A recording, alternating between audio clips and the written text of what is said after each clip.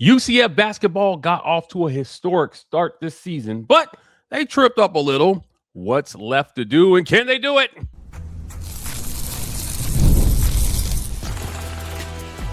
You are Locked On UCF, your daily podcast on the UCF Knights, part of the Locked On Podcast Network, your team every day.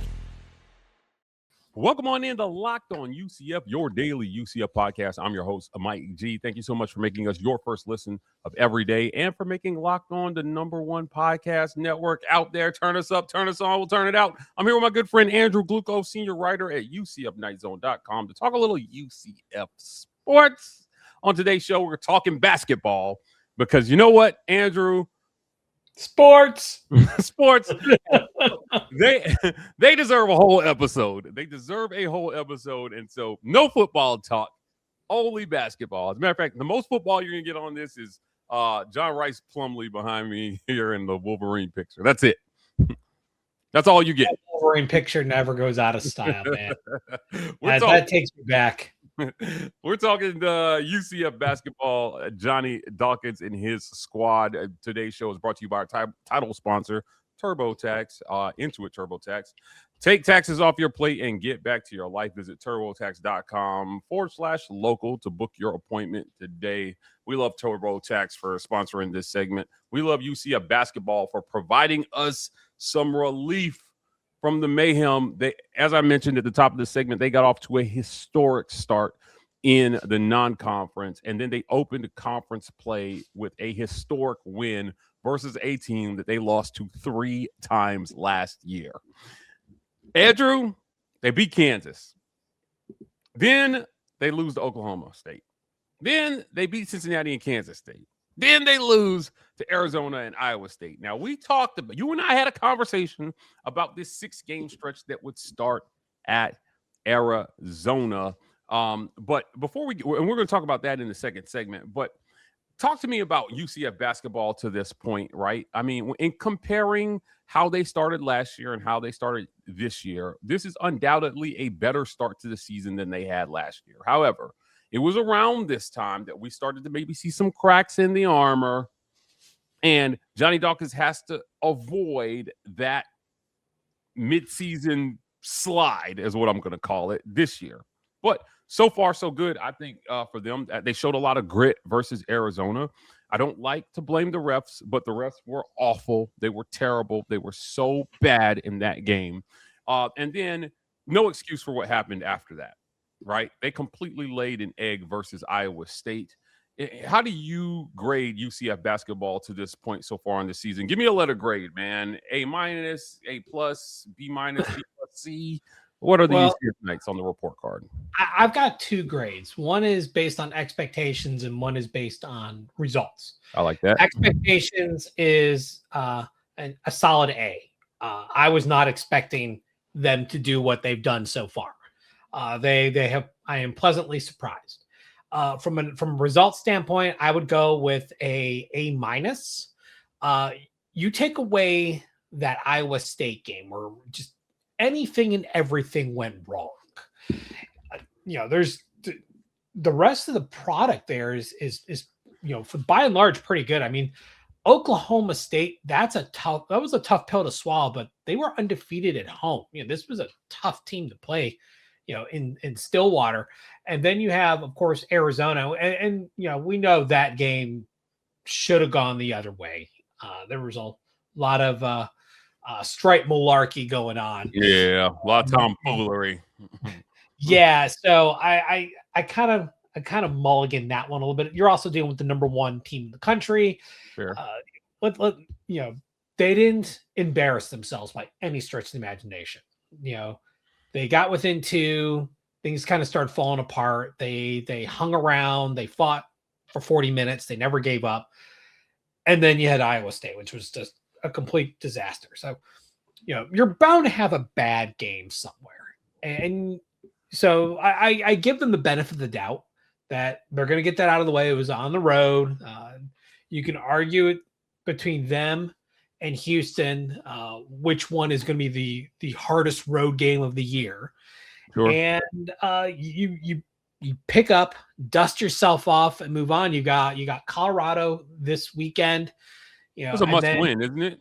Oh, absolutely. You cannot afford to lose that game. That's a quad 2 game at this juncture. Colorado's right at that border between quad 1, quad 2. I believe 75 is the magic number. They're currently 77. So I mean, that could change. And then you're hosting Arizona State, out of this 6-game stretch, easily the weakest of that. And you need to steal one between Texas Tech at home and Houston on the road. Get 3-3 on that brutal gauntlet, which they get 3-3. Take it and run. Yeah, I agree. Look, Houston was a team they lost to by a single point last year. Oh, that game hurt. Oh, man, it really hurt. I mean, they were going up against Final Four teams last year. I can't underscore this enough, right? This team had some really close games, and they just could not get over the hump in any of them. But they found a way to do that versus Kansas. As a matter of fact, first time they played Kansas last year, they got dropped, Andrew, 99-48. They got beat by 51 points. At home. Yeah, I mean, it was terrible. Yeah, and then fast forward to this year, not only do you not get beat by 51, you won the game by 6. That's an incredible turnaround. And so, yeah, well, remember last year they played them 2 more times and lost each one by 4 points. 4, yeah. One, I think the second time in the Big 12 tournament in overtime, right? Correct. That game went to overtime. 91-87, I believe, was the score of that game. I'm going to give them. I like how you framed it. Expectations versus kind of like reality versus the expectations. I'm giving them an A+. I really am. They turned over the whole team, man. You lost the Big 12's leading scorer, and you got better. And you got better. Now, you were not a big Keyshawn Hall guy.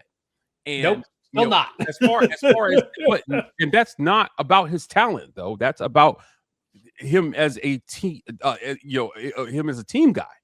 Mm-hmm. And I have hats off to Johnny Dawkins here, man. Mohajir was under, I think, a little bit of public pressure to make some changes to basketball. And he decided he was going to stick with Dawkins, and look what he's doing so far this year. Now he's still got to validate that, which is what I want to talk about next. How he validates that. I think these next 4 games can really validate Mohajir's decision to stick with Johnny Dawkins and give him another year to pull this together. Remarkable job. They still need resources. They still need to go out and get a few pieces like Keyshawn Hall, but there are a better fit here. But this is how you lay the groundwork to go out and make a pitch to that guy and say, come to UCF. We know what we're doing with the talent here. We're going to talk about that next, right after a quick word from our sponsors. This episode of Locked On UCF, guys, is brought to you by our friends at Intuit TurboTax. Tax season doesn't have to take over your life. This year, TurboTax is making it easier than ever to just hand things off and move on with your day. With TurboTax Full Service, you can have your taxes done for you by a trusted local expert, start to finish, without the stress or the guesswork. Instead of spending hours trying to figure out forms, you can meet with a local TurboTax expert in person or connect online. They handle everything from W-2s to self-employed forms and work to get you every deduction. You can upload your documents, go about your day, and get updates right in the TurboTax app. It's a huge time saver and gives real peace of mind knowing an expert is handling it. For a limited time, you can have your taxes done by a local TurboTax expert for just $150, all in. If a TurboTax expert didn't file for you last year, just file by February 28th. Take taxes off your plate and get back to your life. Visit TurboTax.com/local to book your appointment today. That's what we're using here at Locked On UCF.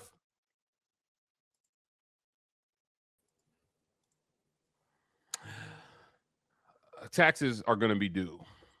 The bill comes due, right? And it will come due for UCF basketball here in these next 4 games here. So they're going to have to file. Hopefully they're filing their status. Their status filing is tournament team, right? Like, that's it. Tournament team. I think this might be a wild statement, but I think these next 4 games might decide whether they make the NCAA tournament or not. You go over, I don't think it's happening. I don't think that you're going to make it.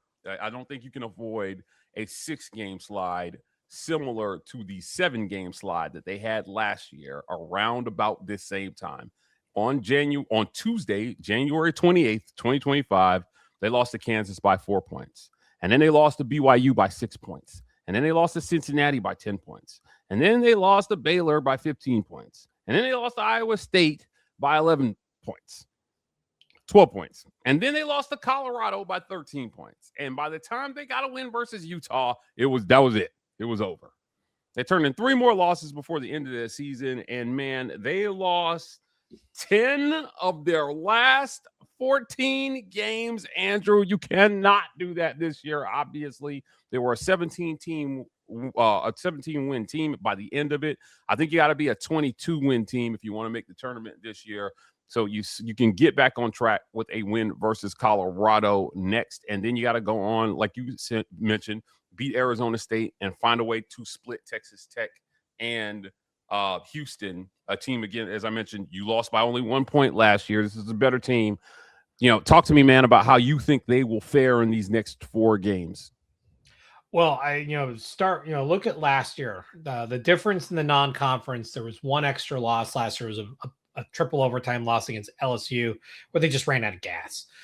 They had a respectable loss against Wisconsin, who was just a better team, much like UCF lost to Vanderbilt this year. So, their non-conference really wasn't all that much different. The big thing is, can UCF survive the conference gauntlet? They couldn't last year. They absolutely fell apart and just could not close out a game to save their life. Now they're starting to teeter again, and they have to stop the bleeding. You have to stop the bleeding now. And if you don't, as you said, their postseason chances start to fall apart. At this point last year, they were still a bubble team. Right now, a lot of bracketologists have them between 7 and 9, but that's going to start fading if they don't do something. So you have to win the games you're supposed to win. You got to beat Colorado on the road coming up this weekend. Early next week, you got to beat Arizona State at home. And as you said before, you got to split either Texas Tech or Houston. Tech would be the easier game. You're playing at home for that one. And as we've seen, UCF, when they fill up that arena, they have a tough home field advantage, and they use it. Fear the Franz, man. It's become something really special. As you know, good traditions grow organically, and that one is one that's grown organically. It just came by chance after a storm, and it worked against Kansas, and it's been around ever since. And it's just been nothing short of amazing seeing, something unique that UCF is bringing to the Big 12 table. A younger school may not be as tradition laden as others, but they're building something special, and you have to cultivate that. I think Johnny Dawkins bought himself an extra year with how he did with the college basketball crown, getting into the tournament, getting all the way to the finals. Here, with the results that they've been putting up, they need to get to the NCAA. Even if they drop in the first round, they need to get to the NCAA tournament for Johnny Dawkins to stick around. If they stumble again, you'd be really hard pressed to be able to keep him. So they've got to win 3 out of the next 4 games. Yeah, I agree. Look, before we move on, I gotta make sure I get you on the record here. Between Texas Tech and Houston, most likely win. Texas Tech. They're slightly ranked less, game. But it's the home game, and UCF's home court advantage is just is very strong. I mean, they hung tough with Arizona. If that game was in Tucson, I think the results would have been really different. Look what happened in Ames against Iowa State. I mean, they just died on the court. So at home, they're a completely different team. Yeah, look, it would be nice though. Like a road win versus Houston might actually solidify your spot as a tournament team in my book. Like, I mean, I think if you go out and you get that one, you're in really, really good shape to be able to say when the committee sits down and starts looking at signature wins, and you see that conference opener versus Kansas, and then you see maybe a road win versus number 6 Houston. Be really, really hard to turn a 20-win UCF team away in my book. A lot of the experts right now are doting on UCF, man. They like this UCF squad. And they like what Johnny Dawkins is doing. Look, let's get to our final segment because that's where I want to end this, talking about making the tournament. What do they really need to do overall? What's most likely, and will they? We'll talk about that next right here on Locked On UCF.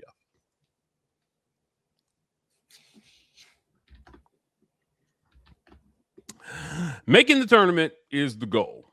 Anything short of that, I think, is a disappointment. I love that they made the Crown tournament last year and got an opportunity to play for some NIL money. Would have loved it even more if they had won the whole Crown tournament. But the NCAA tournament is still obviously the creme de la creme there. Now, if you can get out of this stretch 3-3 that we talked about, I think they will solidly be in the tournament, barring a complete collapse down the stretch.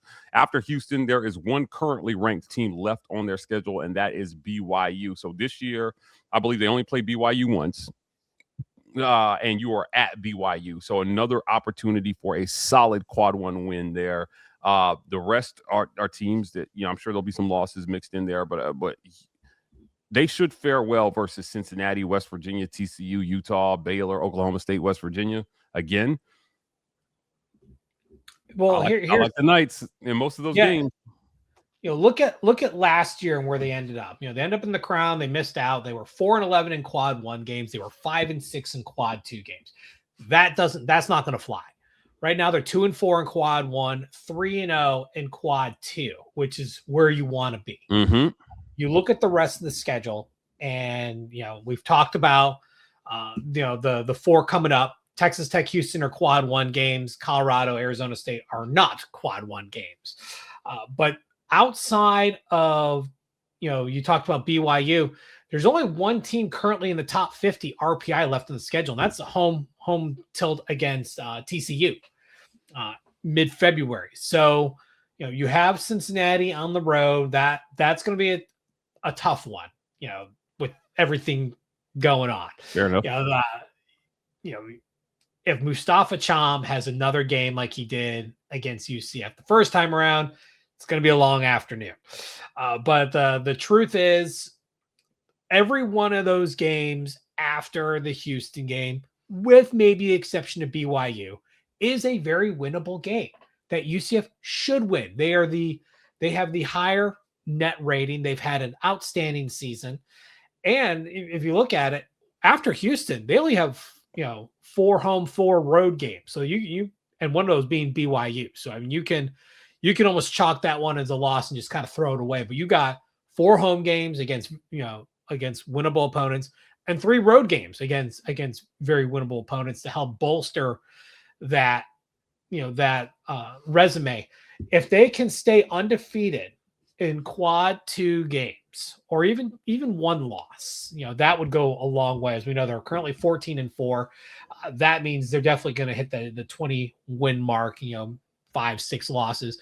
That's an at-large right there. I mean, the various bracketology brackets out there still are feeling pretty good about UCF. Even after laying a complete egg against Iowa State, they're still pretty highly rated. Right now, UCF's kind of between 7 and 9. I believe 10 is their lowest and 6 is their highest, depending on which bracket you're looking at. A big quad one win against a Houston or BYU or Texas Tech, could bump them up a little bit as other teams cannibalize themselves. But they've got to get another quad one win in there, and they've got to at least avoid more than 2 losses in quad 2 if they want to make the tournament. Yeah, I would agree with that. Right now, UCF sits 3-3 in conference, 14-4 overall. Now, in the net, they are a net 38 right now, which I think puts them solidly in the tournament. But when you start looking again at those quad wins there, you are 2-4 in quad 1 games, 3-0 in quad 2 games, 4-0 and 5-0 and everything else. So really your only losses have come in quad 1 games. It's not bad. And you got a couple wins already in quad one games. So if you can add, I think 4 or 5 quad one wins total. If they are at 4 or 5 quad one wins total by the end of the season, they're a tournament team. Yeah, because aside from that, you're going to get close to that 20 win mark in that range. If all your losses, maybe -1 or 2, are quad ones, yeah, you've got 2, 3, maybe even 4 wins there. I mean, that's a great looking resume. I mean, 2 and 4, it's an okay start, but they've got to avoid the bad loss. Oklahoma State has climbed up past 75. They are currently a quad one game that correct. They lost. They're 73. Yep. But when they played, it was a quad 2 game, has since moved up. That can change. They lose a game, they move down, they're right at that line. That becomes a quad 2 loss. Oh. So UCF's got to take care of business against those fringe teams. The away game at Cincinnati that follows the Houston one, Cincinnati is ranked 72 in the net because it's a road game. That's a quad 1 game. Yeah. That's a valuable at home. That'd be a quad 2, but on the road, it's quad 1. That's a big one. You got to circle that one because of its importance. And then you've got West Virginia to close the season. That's a quad 1 game. West Virginia's in the top 60. That's a road game. So there's opportunity to get some quad 1s in there without having to beat BYU or even a Houston. I agree. Like I said, I'm looking at the schedule, and the blessing for UCF is that those opportunities exist for them to be able to get the games they need to prove themselves. Before we get out of here, I just want to make a point to our listeners that what matters in the Big 12 tournament is like what it doesn't matter what happens in the Big 12 tournament unless you win the Big 12 tournament. Period. What you are what your regular season says you are as far as the committee is concerned. As a matter of fact, for those who are holding Sunday and Monday conference championship games, they are deciding the field before your conference tournament is even over.